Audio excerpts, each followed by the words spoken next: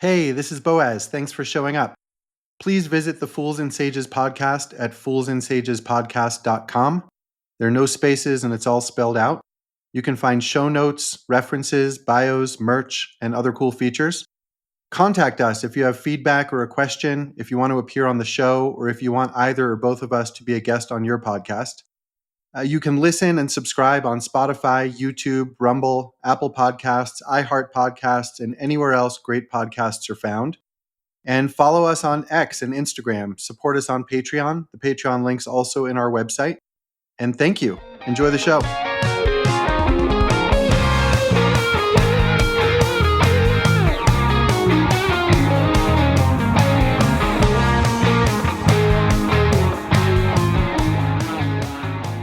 Hi, welcome to the Fools and Sages podcast, where we fools attempt to bring ideas from philosophy and psychology to all of you who are interested in applying them in your own lives. I'm Boaz. I've been a founder and executive in renewable energy businesses for about 25 years, and now I consult with a variety of companies, mostly on transformation.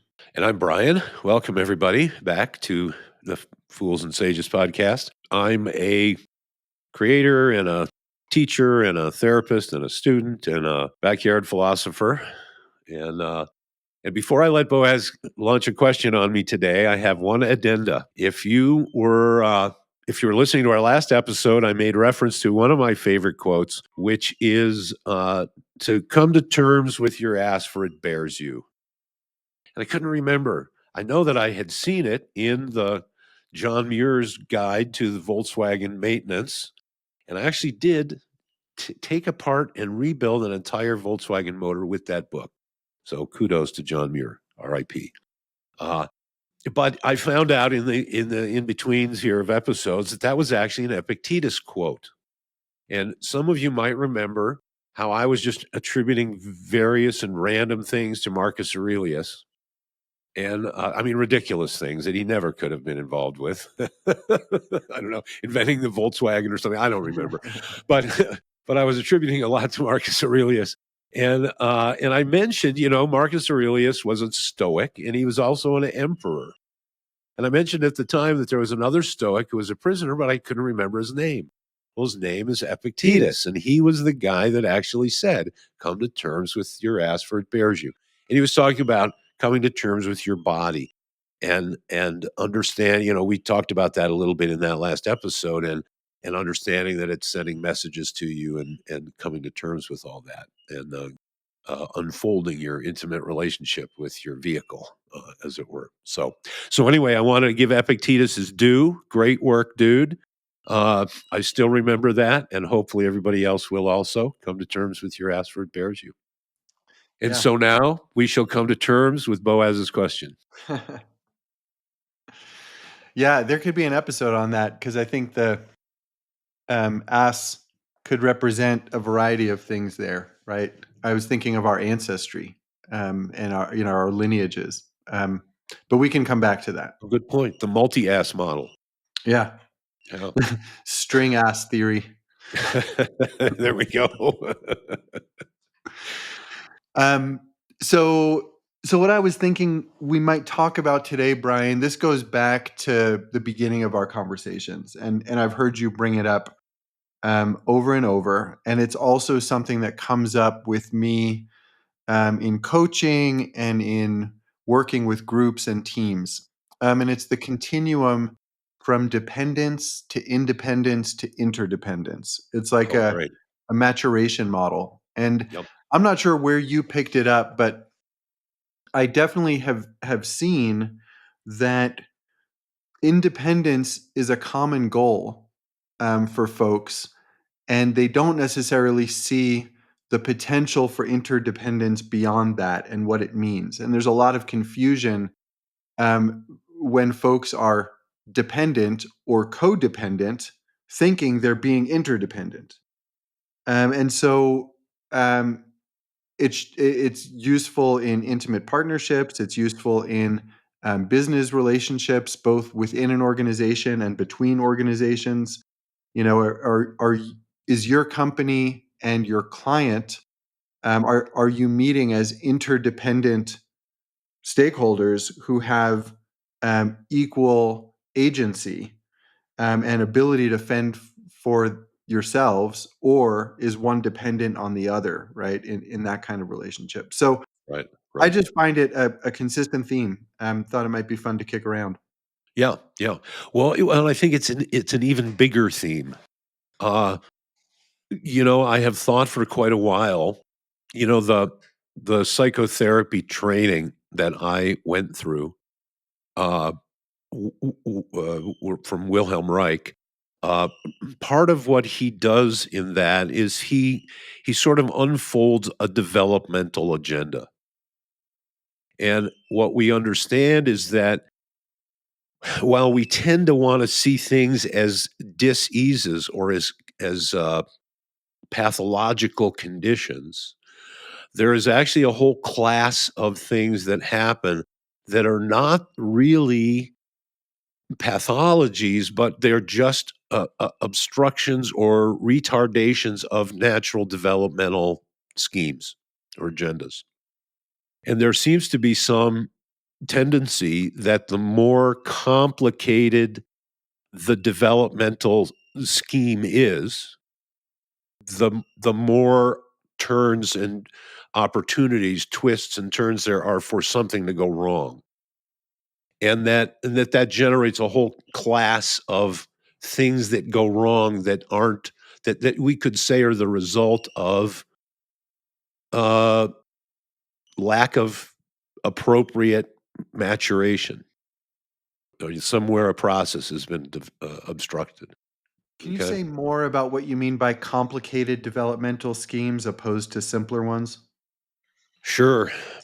Uh, Amoebas reproduce with almost no hitches because there's not a lot going on with an amoeba. And when we look at lower animals, we look at the the period. For example, a baby elk drops out, is born, and it's running and able to fend for itself really quickly. Humans, on the other hand, go through this long, complicated developmental agenda before we are actually capable of, uh, and they say that it has to do with cranium size.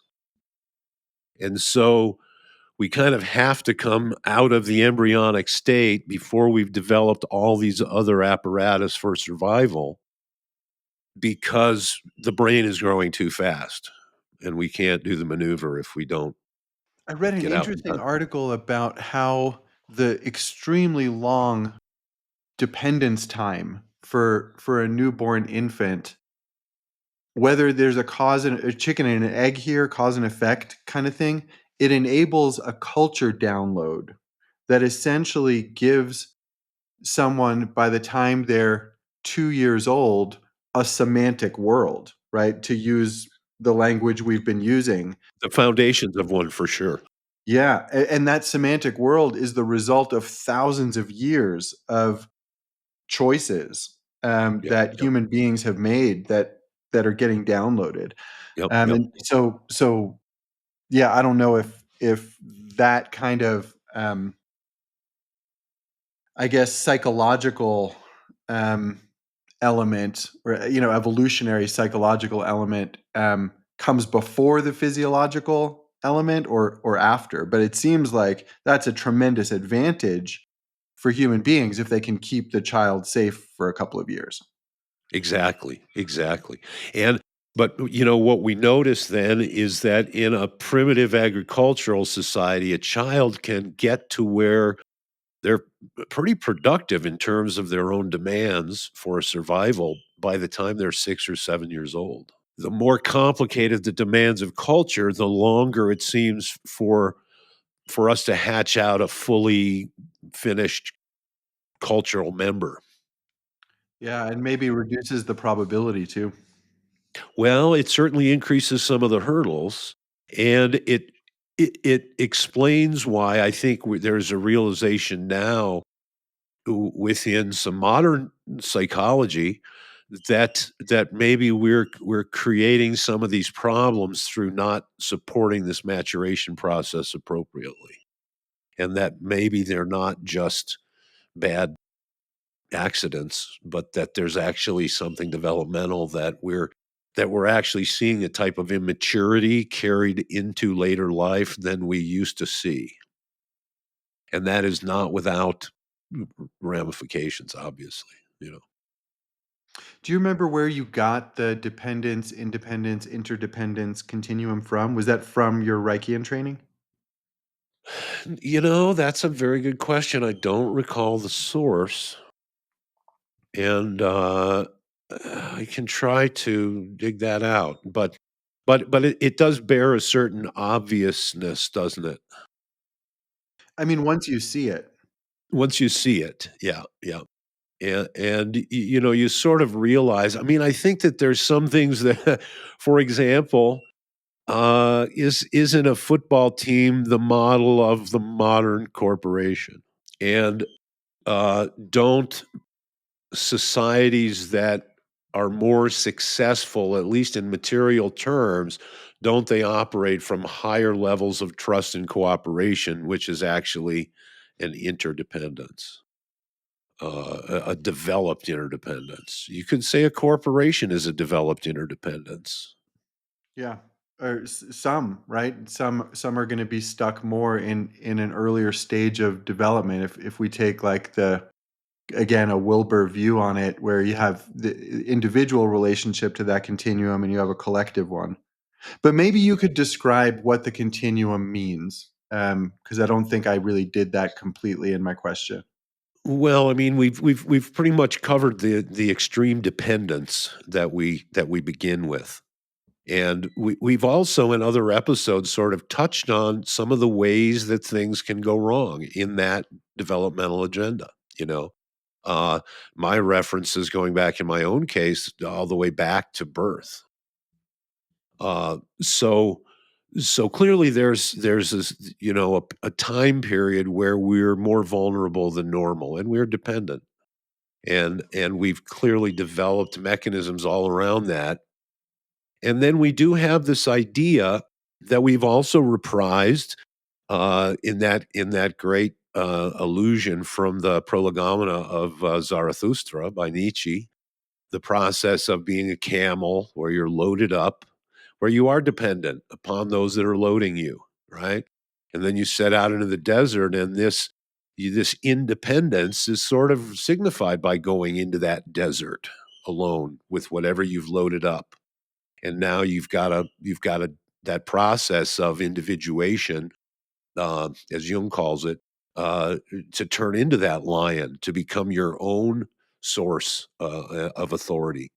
Uh, and then, like we also spoke last time, I think about the 10 bulls and how later on that 10th bull was added, called Back in the World, which sort of does push us back from that independence. I've transcended myself, I've transcended society, I've transcended the path that led me to transcension.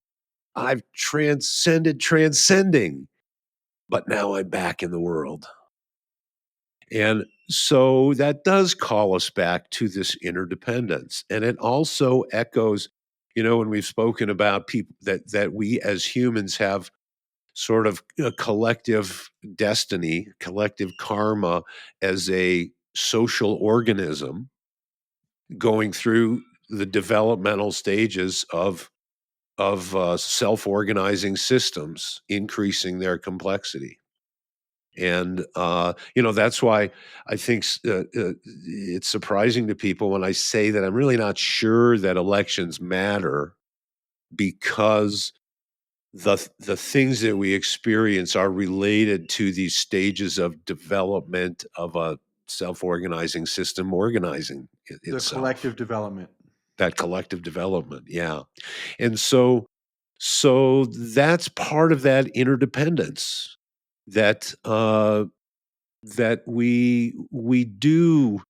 we're not solitary creatures, which means that something about us opening up and blossoming is involved with other people. In Buddhism, they call that the Sangha.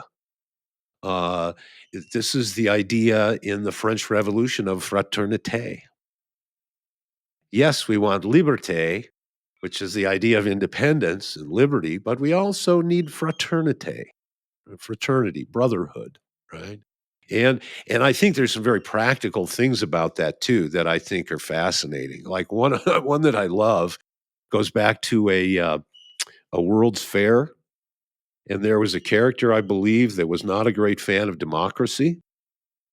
And there's an argument to be made there. We don't need to digress into that now, but he wanted to prove how stupid people at large were, right? The fools, the fools. I pity the fools. So what the deal was, he put up a cow, and you guess the weight of the cow, and you win the cow. And he wanted to prove nobody's going to guess the weight of this cow, and he was right. Nobody did guess the weight of the cow. But as the story goes, if you took all the 7 or 8 or 900, somewhere in that range of guesses, and you add them all together and average them out, you don't get exactly the weight of the cow, but you do get really close to the weight of the cow. And that's enough for the point. This idea that there is this aggregated, distributed processing that we as a species can do. And that's the great story of diversity. But the and there's a truth there, absolutely. The catch is that you don't just waltz into diversity. You have to use an old word that was used specifically in a different way, you have to integrate that diversity into a wholeness. You have to go through this process, or else you just get goulash. And I've had some great goulash, but that's not what I mean here, right? And so, uh, so yeah, there's something that goes on with this interdependence, and we have to grow into it. I mean, it really does seem like the story of history has been it fits and starts of learning the ropes, the reins of interdependence, and how do we sort of how do we clear the hurdles to interdependence? And this is the dream that Martin Luther King had, right? This is the dream of most religions, I think, of this idea of the Garden of Eden where everything's handled, right? Hmm. Confucius's Datung, the great achievement society, where all the elderly and the young are taken care of, and all the able-bodied are gainfully employed, and everything's in harmony because the people that are calling the shots genuinely have integrity and want the very best things. They want to be they want to follow the mandate of heaven, right? That idea that we talked about, that nature unfolds everything in harmony, and that humans could be doing that maybe if we attained this state, if we got back to the garden, as we used to say back in the 60s, right? So a couple of questions come up for me. One is realizing that I and probably many of us have a tendency when we're given a tool like this one, dependence, independence, interdependence, we tend to think of those as being discrete categories and that we can move completely from one to the next to the next. And what I'm kind of cooking is that that's probably actually not the case. There's probably a spectrum of ways in which we're dependent, It's a slider. and some of those sliders get into independence, and some lag behind or never do. Yep, And yep. so and and that's probably, In a bell curvy kind of way. yeah, that's probably what we're working with when we say we all want interdependence in some way, probably, and maybe even think we're capable of it, because we think we're independent enough to step through to that. But we probably all have some dependence still hanging around. Like we were talking before the recording started about holding on, or yeah, holding on to a job or a career because of the security we associate with it. Well, that's kind of a form of dependence when Mhm. being independent of the need for that job or that career might position us differently for the Right. potential of Yep. interdependence.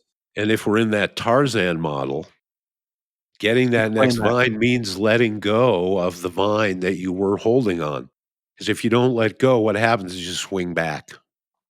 And if you swing back and forth enough, you're just gonna be hanging there. And The all metaphor to its logical conclusion. and all forward progress will have ceased, right?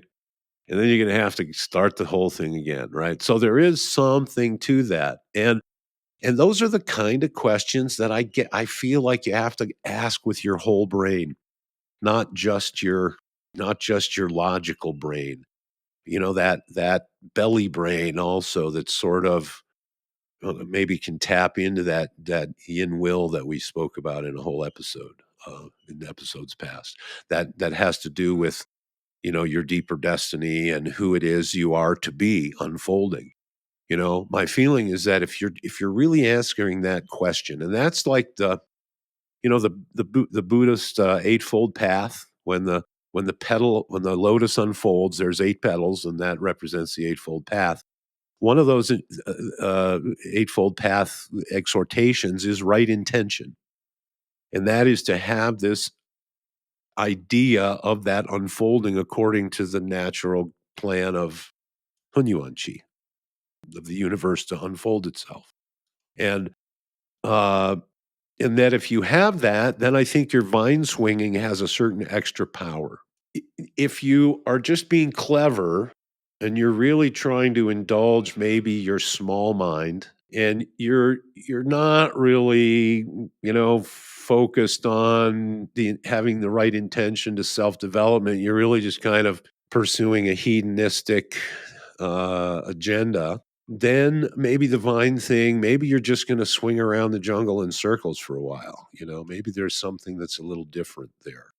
But so having an instinct, developing an intuition, having a vision, all these other side of the brain things about who you are and where you're going and who you feel it is for you to be, those all sort of contribute to that feeling that, yeah, now is the time for me to let go of this vine and grab that next, use the momentum of swinging on that vine to get me to the next vine. Because fear will freeze you, you know. Fear is the mind killer. So a couple threads there. I just want to clarify when you say hedonistic. Um, does that mean the same to you as materialistic, or do they have different connotations? Well, it's interesting. This is a note I probably should have said when I was mentioning at the beginning about Epictetus. Epictetus and the ever popular Marcus Aurelius were Stoics. And now stoicism is just an adjective for somebody that doesn't show a lot of emotion, right?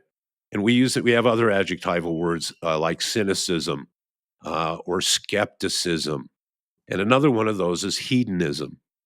And it turns out that all of these are not just adjectives; they were actual schools of philosophy in Athens, in Greece. And so you had, there are those skeptics, and they meant like those guys of that philosophical school.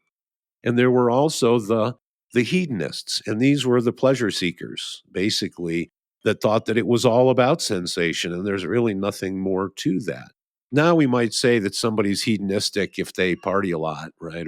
But it was an actual school of thought, you know, and so that's I think that within again, there's a lot of different lineages, and within most of the spiritual traditions, they tend to guide you away from hedonism, which is just mere pleasure seeking. And we have these great teachers in history like Caligula to show us what the logical conclusion of that is, And um but no, it's interesting because that the Stoics are having a comeback now.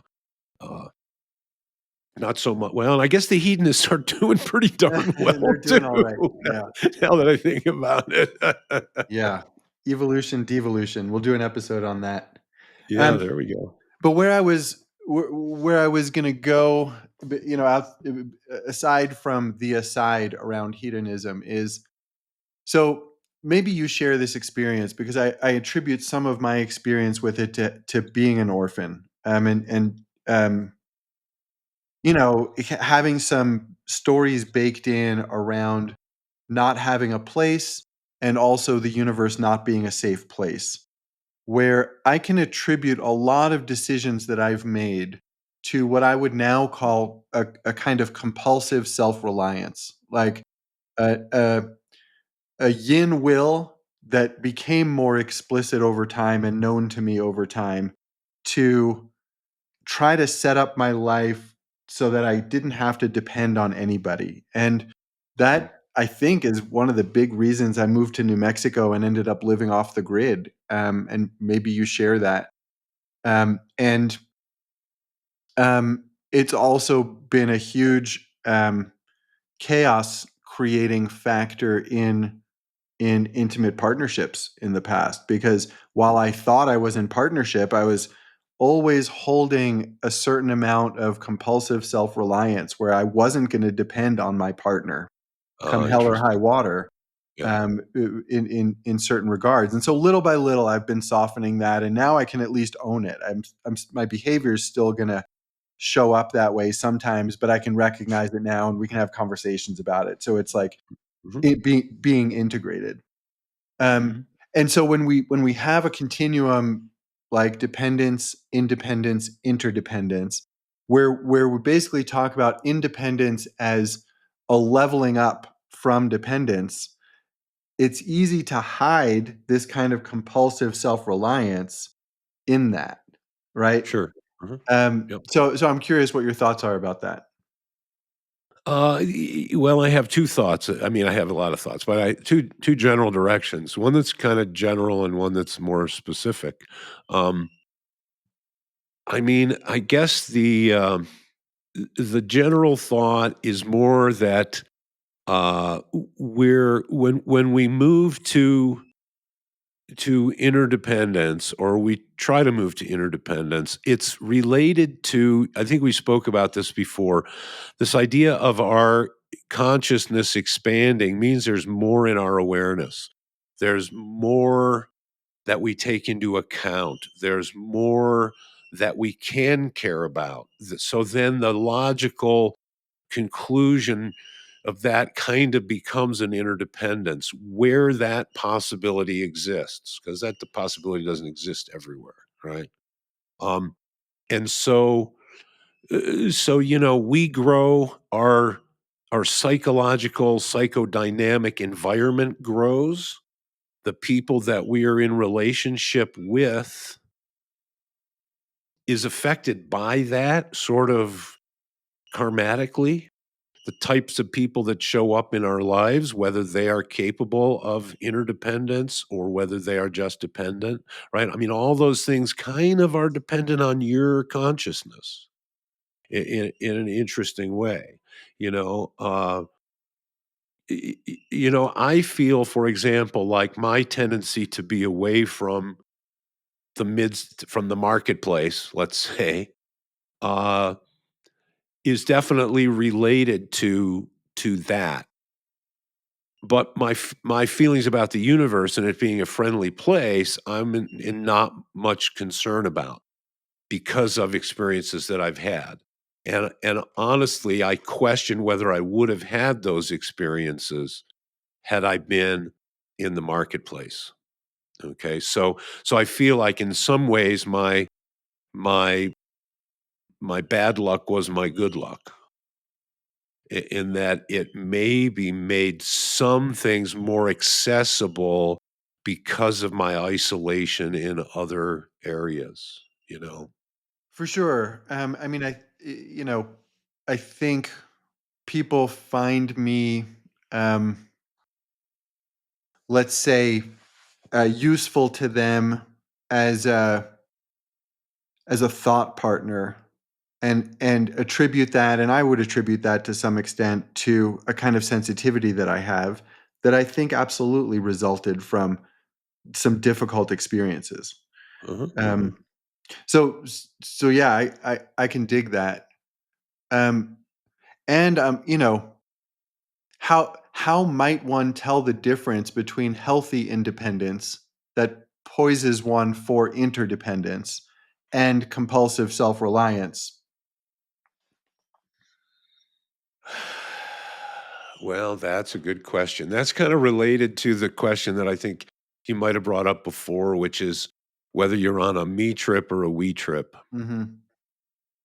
And and as I just said, who the other me's are in the we thing makes a difference because you've kind of programmed for those. And it's almost as if I've thought myself that it's almost like I don't have certain receptor sites.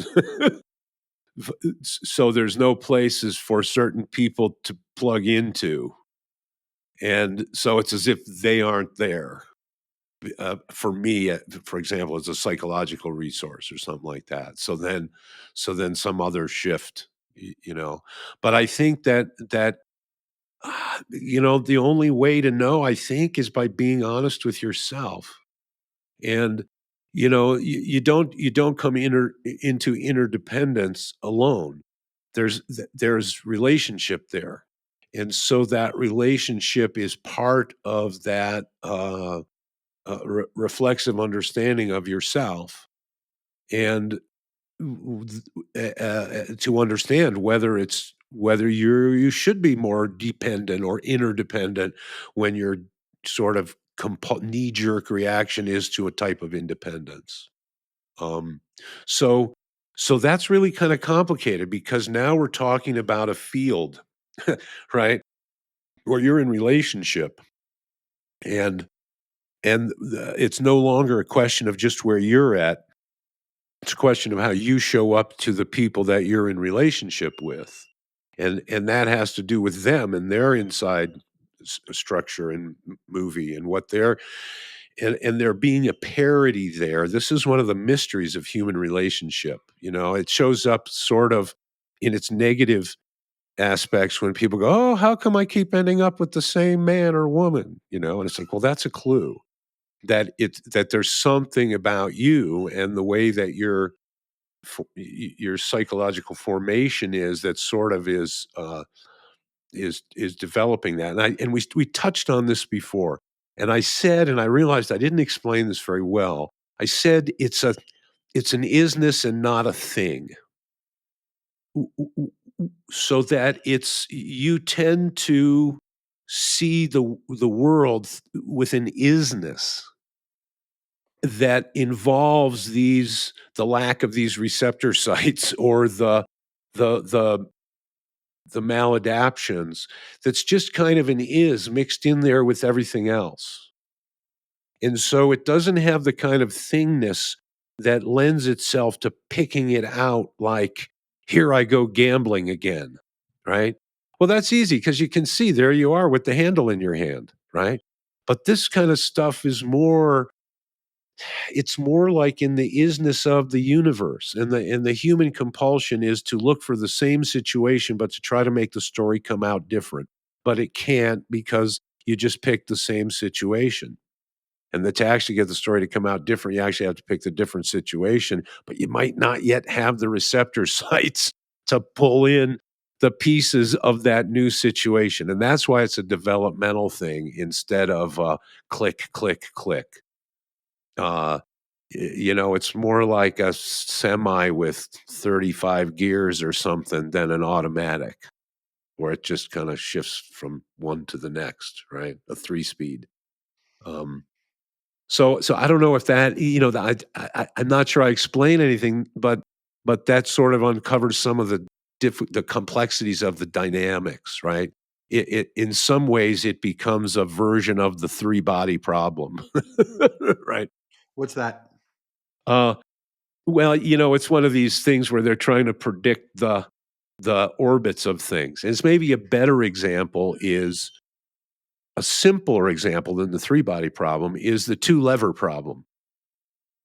If I have a pendulum, an arm on a clock that can spin around, swing around, and then at the end of the hand that would be pointing at the numbers, I attach another arm that can also swing around. So now I've got two. There's only two stable equilibriums. one where they're swinging together on the same beat, and one when they're swinging on the opposites. And everything else is chaotic. And get this, unpredictable. Hmm. So when you tell me you can predict how an entire ecosystem is going to operate, I just line that up in complexity next to a two-lever swinging thing. And it's like, when you can predict that, then come back to me with your models that say that you can predict more complicated things. Hmm. Because this is only two things, but it isn't really two things because they affect each other. Hmm. So each has its own original momentum, but then each momentum is affected by the other's momentum in these. And we're talking just levers under gravity. We're not talking about two psychologies here. Right? But so that's that. When we get into interdependence, it is a matter of degree, right? Because an intimate relationship is definitely a degree that a working relationship isn't. But still, the basic dynamics are still going to be there, but just to a varying degree. And so, yeah, it's like a tight wire act while you're juggling, you know. So, there are ways in which we're also passively interdependent, like in a village or in a community, We're where designed for it. We are yeah, designed for it. yeah, like they're like we'll naturally put systems in place that provide for some degree of interdependence, and I guess for a spectrum of um, types of things, like basic infrastructure might be price of admission, table Yep. stakes, and then do we have a proper healthcare system? Might be. Are you feeling Mr. Chesterton coming up here upon us? Remind me of that one. Chesterton, the man of gate and fence fame, Oh yeah, yeah. right? Because some of these fences and gates that were put in place by tradition and by longstanding human experience, uh, they relate to the unpredictability of these interrelationship issues, Right. and we tear them down Yeah. at our own risk, right? Chesterton's gate or Chesterton's fence is the idea that, here's a fence that's been here forever, or a gate in that fence that's been here forever. Well, why is this thing here? Well, I don't know. Well, let's just tear it down. Well, then you find out after you tear it down, it was there for a reason.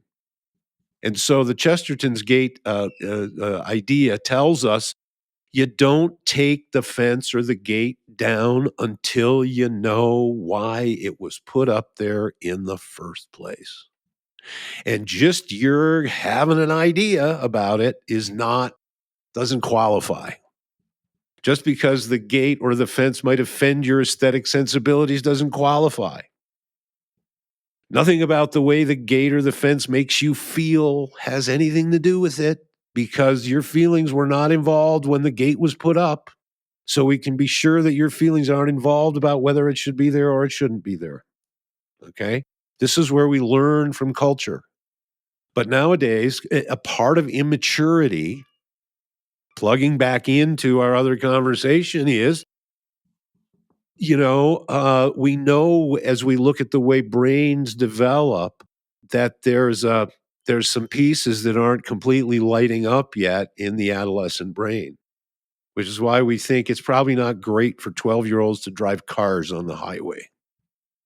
Although, I'm sure there's a lot of 12-year-olds that are capable of the manual dexterity and the understanding of what we still think it's not a good idea. Why? Because we know from our experience with 15s and 16-year-olds and 17-year-olds that there's some rapid development that's going on there that still needs to happen. So now if this lingering immaturity goes on, what that can do is it can just sort of exacerbate the problem of not understanding why the fences and gates are there in the first place. And then we got to relearn all of this stuff, because when the opportunity to learn was there, someone was going blah blah blah blah blah because they were pointed in another direction for some reason by nature or culture, whatever. And maybe by the state of the the chapter that we're in of self-organizing systems self-organizing. I don't know, but it seems that there's a thing going on there, and because successful interdependence is a slippery thing. It's a subtle, nuanced kind of thing, but it's got terrific payoffs, terrific payoffs. Uh, but it's like a juggling act. We have to learn ourselves. We have to learn ourselves in relationship. We have to learn other people's. We've got a learning curve to negotiate there. And I would say that as a group, this is like the big thing on our list. This is like everything that I see going on now is a version of these problems, right? From things blowing up to people having breakdowns, every kind of thing I see. Well, this is because we have not fine-tuned our skills in interdependence because there's different games going on. And there are people acting very independently when they're in positions that demand a mentality of interdependence. And, there's probably a great conversation to be had about Plato and the Republic that is involved in that transfer from dependence to interdependence, You want to lay that out a with little? dependence in the middle. Well, Plato, the one of the great fathers of Western philosophy, um, Plato wrote about Socrates. Socrates was, they say, a bricklayer, but he was, and like, shout out to the trades, right? He was a bricklayer, but he was also, one of the foundational philosophers of Western civilization. And he wrote a piece called The Republic. And on the surface, the Republic is about how society should be ordered, how humans should interdepend for the optimal benefit of everybody. And remember, the Greeks from this era were the ones that actually invented democracy. Demos, and democracy, demokratos, uh, is all ancient Greek. And so these are old ideas. And but so in the Republic, he has this idea that the perfectly organized republic would involve three classes, which he identifies as the gold, the silver, and the bronze. And the gold, who are the rulers, are the philosopher kings. When we talk about an aristocracy, the Greek word of that is aristos, and aristos in Greek means the best. So, in the ideal situation, we are ruled by the philosopher kings, the gold class. And then underneath the gold class are the guardians. And these are like the army. I suppose you'd put the police and fire and all these kinds of uh, uh, response forces that face these big calamities as a society. The guardians, they're the silver. And then the artisans are the bronze that generate all of the stuff that society needs to function. And so for the philosopher kings, their currency, if you will, is truth and beauty and justice and all of these high ideals because they're philosopher kings. The silver, the guardians, their ideals are honor and glory and loyalty and patriotism and doing the difficult things with courage and cowboying up, as we say in the West. And so that's their currency is courage and glory and loyalty. And then you have the artisan class, and their currency is largely profit. Oh, I was going to guess quality. Well, you would hope, but quality is motivated by profit. Yeah, I suppose. Yeah. And so the idea is that you have these 3 that you can't really expect. And, and there's some truth to this. I think I've told the story about when I was young and I was in college and I was trying to find a way to stay alive during the summer probably, and I was selling knives door to door. Did I ever tell you that story? Sounds familiar. And I had, and I had talked the poor guy who was, the sales guy leading us all into fronting me the showcase that you needed to go door to door. You're supposed to buy it, of course, and then you're bought in, but I didn't even have cash for that. So he fronts me this case, and I go to say, and I'm in Santa Fe, and I go and I sell a lady who asked for a paring knife. She said didn't have a paring knife that would stay sharp. And so I sold her $300 worth of knives. And now they were good knives. I mean, really good knives. These were I won't say who because they're not sponsoring us, but they're really good knives. It's a company that's known for metal, and they had really good handles made out of like bowling ball material or something. Like they were durable. These are good knives, but still, this lady, she didn't need $300 worth of knives. She needed a paring knife. And it's not like it was her last $300, right? Big house. She had more money than she needed.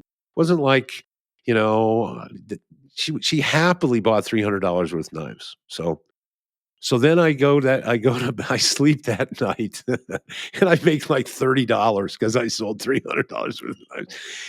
And so I sleep that night and I have this dream. And in the dream, I'm in a conflict. I won't go into the details, but I'm in a conflict.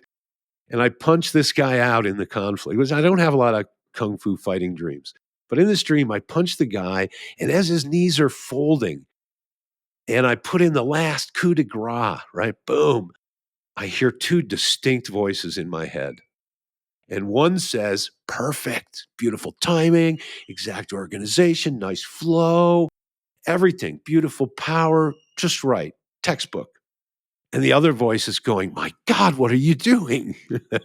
Right?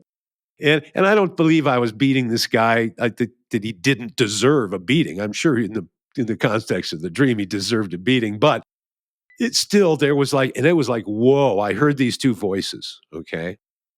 And when I woke up that morning, I grabbed a book that was on my nightstand there, and it was a book by Rajneesh on the Gospel according to Thomas, and I crack it open, and it's to the verse that says, "For a man cannot ride two horses, nor draw two bows, nor serve two masters, lest he hate one and love the other." Right? And I was like, "Whoa!" And I realized at that time that two interesting things. One, I realized that I probably was more appropriately a teacher than a salesman. But I also realized that the guy who had got me into the sales thing, who was a salesman, who had built his whole life around it, that there was absolutely nothing wrong with that. Like that was absolutely fine and it was appropriate. He wasn't really he wasn't pulling fast ones. He was selling a good product and he was and it was fine, but it wasn't fine for me because the morality that I felt that I needed to give an ear to, right? That I felt that I needed to follow was a different standard that I had a higher responsibility. Now, you might say that that was arrogance, but I felt that that was what was appropriate.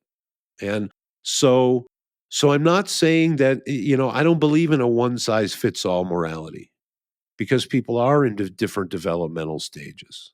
But I believe that you should aim for as high as is within your grasp and maybe reach a little beyond your grasp. And and so this is like this is related to how we all interdepend, right? Because we are at different stages and we from those who have more, from them more is expected, right? And I know that's in the Bible, but I'm not sure where. We'll see if I can dig it out. But I think that's a true principle, and so And it sounds a little like each according to their need, which is not from the Bible. well, here's the thing. There's an interesting question there because that premise of each according to his need is the idea that we're going to do this by force. And that's different than saying we're going to do it. We're going to encourage you to do it out of morality. because you have developed to the stage where benevolence is a natural state for you. And I use benevolence in the Confucian sense. That you, because now in the Confucian would say you're chunsu. You are somebody who has been the product of development of character. And so you have a higher net to hit the ball over because you have a higher responsibility.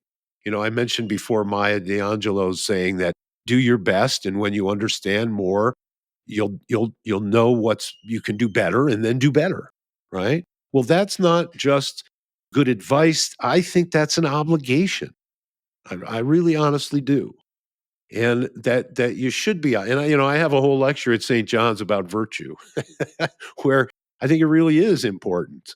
And I know it's been out of, it's been out of vogue, but if stoicism can come back, virtue can come back. Gosh darn it. And honestly, the way things work, we're going to get ourselves into a swamp that only virtue will get us out of. Let's put it that way. Can you say more about that? I think that's how it works. I think that's the mystery of this popular saying nowadays that hard men make good times and good times make soft men and soft men make bad times and bad times make hard men, you know. And which is a virtue this is one of the ways that life works. If you take it if you're soft on yourself and you don't eat bitter and you just camp out on the sofa with hot pockets in your video games, you will generate hard times for yourself. There's no leap of, syllogism there. That's just a thing, right? And in South Park did a great version of that. We have Cartman once again to thank for the anti-example of holding yourself to no standard. I do what I want, right? It's genius, genius. Uh, but yeah, this interdependence, it really is the challenge. It really is the promised land in a lot of ways for the human game. And that's like I think we spoke about this before, having to do with Africa.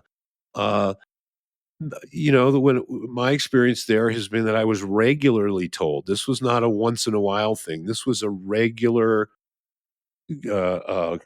admonition from in all directions of Africans to not trust Africans.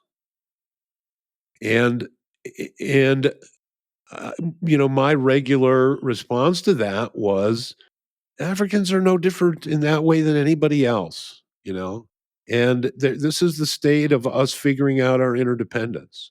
So we don't necessarily want to live in a place that says you can't trust anybody, but you can understand that there are still some complexities to human relationships that we kind of need to develop and we need to work at, and we will be rewarded for that effort you know What do you mean by that? that every level of interdependence that we can attain, that's genuine interdependence, we will unlock new levels, to use the Hmm. video game analogy. uh that when we're playing in co-op mode, we're gonna kick butt on some bosses that we will never clear separately.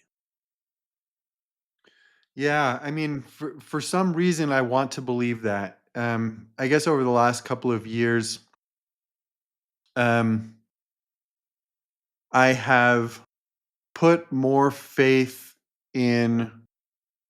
Faith is the wrong word. I've assumed something more like we're not ready to interdepend a whole lot, and a marketplace that rewards things that make people happy might be a vehicle to move us toward interdependence. And certainly that's preferable um, than forcing it, as you said earlier. Oh, absolutely. But Yeah. I don't see.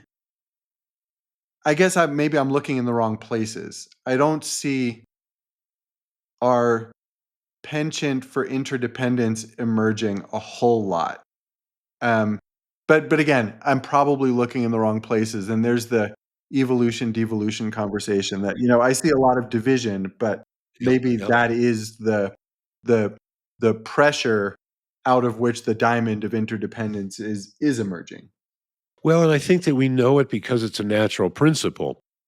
In a conflict between a small, disorganized company and a large, well organized company, the marketplace knows who to bet on.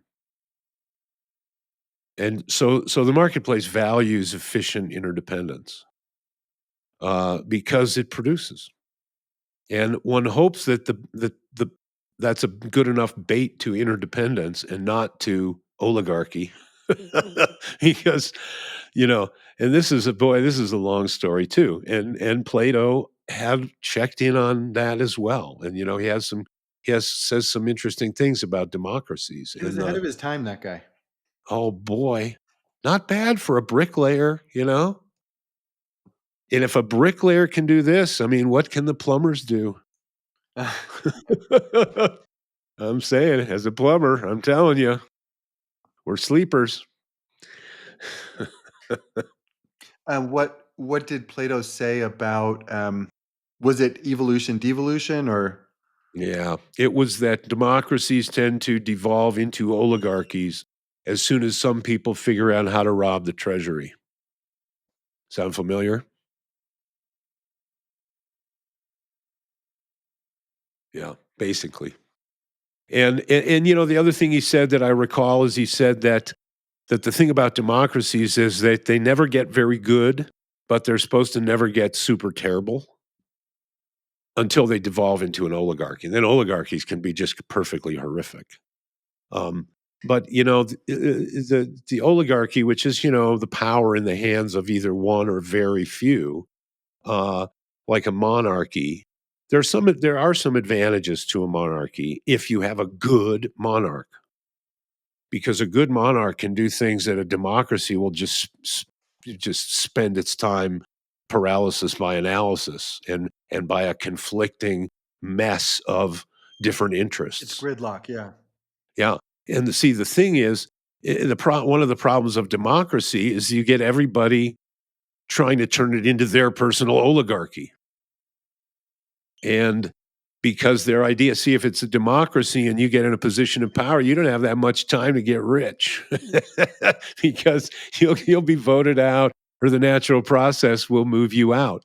Whereas if you're a king, you're not in a hurry to get rich because you already own the whole place.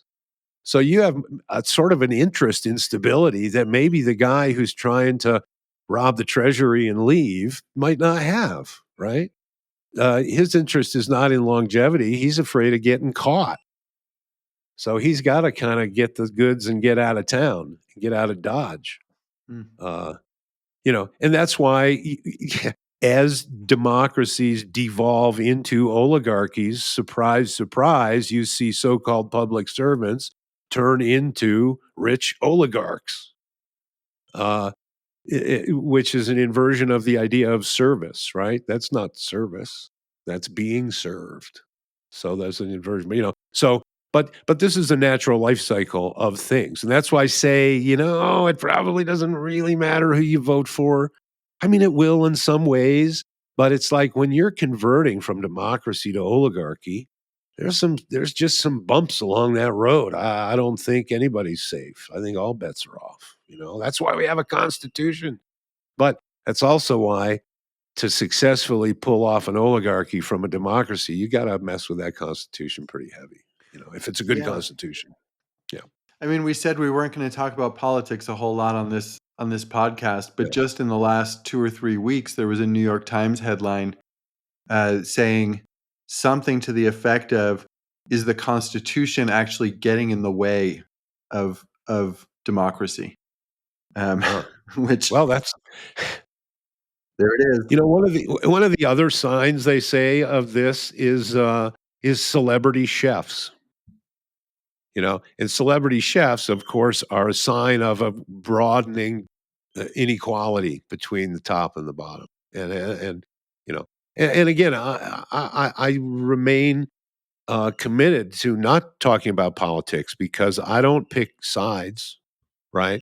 And I don't want to pick teams, um, but I want to pick patterns that are familiar because we've seen them a bunch. And and if that's the case and we can be informed by these patterns, it's just like try it on if the shoe fits, maybe it does, maybe it doesn't. Everybody gets to make their decision. Use the thinking tools they have, given the data set of human history. You make your call, right? So, and I think that problem is somewhat analytic and somewhat heuristic. You kind of need both of those pistons firing in that motor. The headline was "The Constitution is sacred. Is it also dangerous?" Ah, some ideas are dangerous to who, though? Dangerous to oligarchs? One would hope. One would hope that was Yeah. baked into the cake. I think they took a good run at it, the drafters. I think so. Yeah. Yeah. And Washington refusing to be a king was a good omen, Yeah. you know. On the other hand, they say empires last for 250 years or so before they tend to crumble. I think there have been dynasties as long as 700 years in China. Um, but 2 to 7, yeah, it's in there somewhere, you know. Um, and again, this is kind of like that energy state idea, I think that we are history doesn't repeat, but it rhymes, right? That's one of these famous quotes. And and I do think that we can see that rhyming, but we're definitely on a global level that we've never been before, and we're going to see adjustments around that. That's why you're going to see currency stuff happening and trade route stuff happening, and what would you call it? Theaters of influence shifting. But I think that's all just part of the whole reorganization of a self-organizing system, and I don't. I think you grow into these things and you grow out of these things, and I don't know that there's a gnashing of teeth free method to go through them. I think this is the grist mill of history. Yeah. Gristery. Maybe Yep. that's a good place to pause on the theme of interdependence. I'm sure we'll come back to it in some form or another. Yeah. It's the big theme going on around us. Yeah, cool. Thanks, Brian. Very good, sir. We'll see you next time. We'll see everybody. And yeah, as always, show notes will be findable on the foolsandsagespodcast.com. Right. And now soon. Well, I guess now when you see this, we'll be available on Rumble, and you can look for us on Instagram and Facebook and Spotify and some others. Most So anywhere you find podcasts is where we should yeah, be findable too. should be. You can't swing a dead goblin without hitting the Fools and Sages podcast. Couldn't and shouldn't. And shouldn't. That's true. Till next time.